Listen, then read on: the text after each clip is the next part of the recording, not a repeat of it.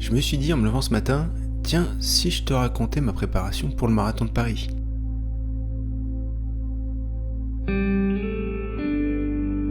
Et oui, ça pourrait t'aider dans ta prépa, te motiver et te montrer qu'il n'y a pas que toi qui galère.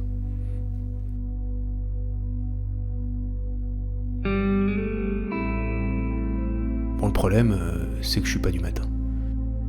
Mais je t'assure, hein, je suis motivé. Mais de ouf. Et si t'es comme moi le matin, t'as tes petits rituels. D'abord la jambe gauche, toujours, chaussettes, chaussures, puis la jambe droite, et puis une gorgée de Café. Non, en fait, pour moi, c'est plutôt un bon cappuccino. Bon, comme d'habitude, j'allume mon téléphone, et voilà que je reçois quoi ? Un mail du marathon de Paris. J'avoue que je me suis inscrit il y a longtemps, du coup, j'avais un peu zappé. Mais c'est quand déjà ? 3 mois. 3 mois. Et sinon, ça fait combien de temps que je me suis pas bougé ? 3 mois. 3 mois. Oui, la deuxième fois, c'est beaucoup moins marrant. Bref, les amis, il est temps de se bouger.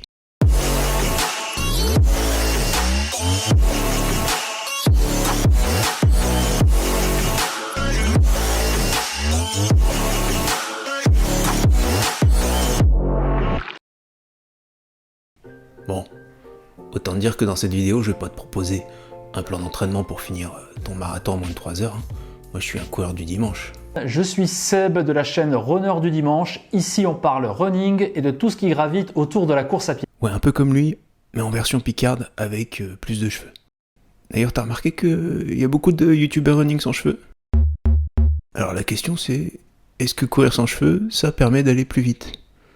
Ou alors, courir fait perdre les cheveux ? Je vais trop perdre mes cheveux en fait. Bon bref, c'est un autre sujet, peut-être le sujet d'une future vidéo passionnante. Comme j'ai passé cette première étape du marathon, je peux peut-être te donner quelques conseils pour réussir ton premier marathon, si c'est le cas. On va commencer par des règles... Bon, mes règles, non essentielles, mais indispensables. Ouais, parce que les coachs, ils sont sympas, mais ça fait 20 ans qu'ils ont fait leur premier marathon. Du coup, ils se souviennent plus des règles importantes pour les débutants. Première règle, pour ton premier marathon, trouve-toi un pote que tu sais qui sera encore plus en galère que toi. C'est pas français, mais t'as compris. Le sourire dans le visage de la souffrance. Tu vas voir, ça te motive de ouf. Mais pour être sûr, tu l'embarques sur une course à la con la semaine d'avant.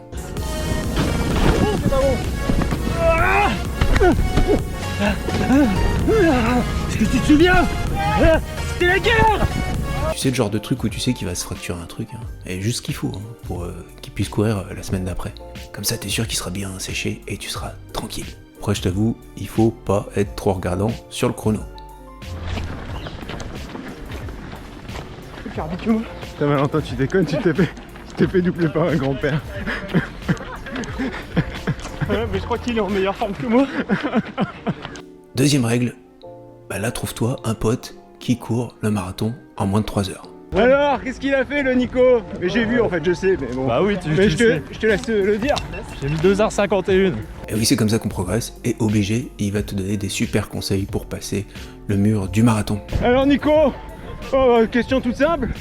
Comment passer et éviter ce fameux, enfin le passer en tout cas, ce fameux mur du marathon? Ah, c'est très simple, hein. Tu fonces dedans, pleine balle, le plus vite que tu peux, et tu l'exploses avec la tête comme ça. Voilà, Et c'est comme ça qu'on finit à l'hôpital. C'était le conseil de Nico. On n'est pas aidé.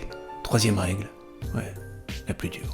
Tu coupes la télé, finis Netflix et tu te bouges. C'est pas moi qui le dis, c'est le gars qui court un marathon en moins de 3 heures. Alors Nico, un petit conseil pour finir son premier 55 km.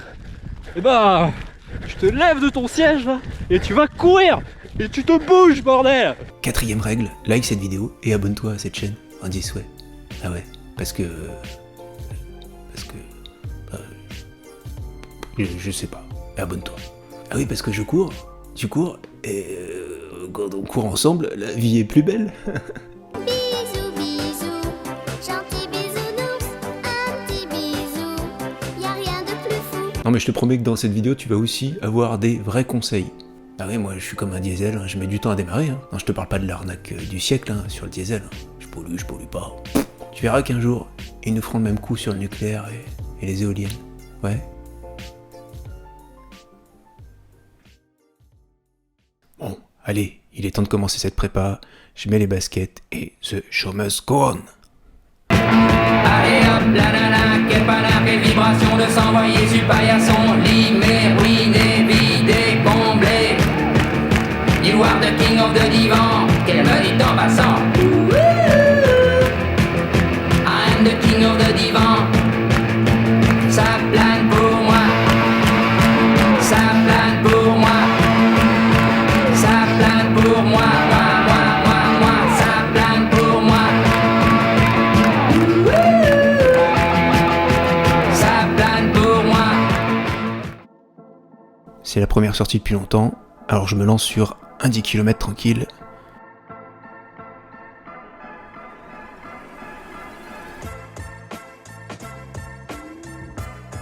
Premier kilomètre, on est cool, tranquille. Deuxième kilomètre, je suis chaud les gars. Cinquième kilomètre, la machine est relancée. Sixième kilomètre, oula, petit coup de mou, mais bon, c'est normal, c'est la reprise. Huitième kilomètre.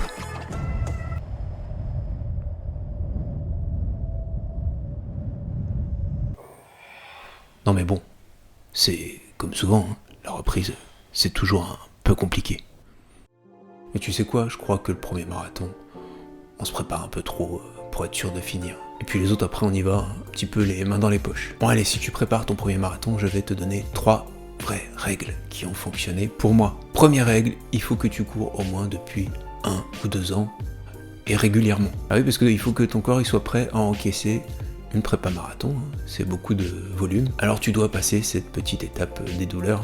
Ah oui, parce que quand on commence, on a tous des douleurs, on a mal partout. Une fois cette étape des bobos terminée, tu vas voir que ton corps va pouvoir encaisser pas mal de choses, et la prépa marathon, ça va être de la rigolade. Règle numéro 2, si tu peux faire ta prépa et ton marathon avec des amis, tu vas voir que ce sera beaucoup plus facile de rester motivé. Une prépa marathon, c'est entre 8 à 16 semaines, et on peut vite saturer, donc si t'es tout seul, ça va être un peu plus compliqué. Règle numéro 3, les entraînements, c'est le moment de tester. Donc les chaussures, les vêtements, l'alimentation, etc.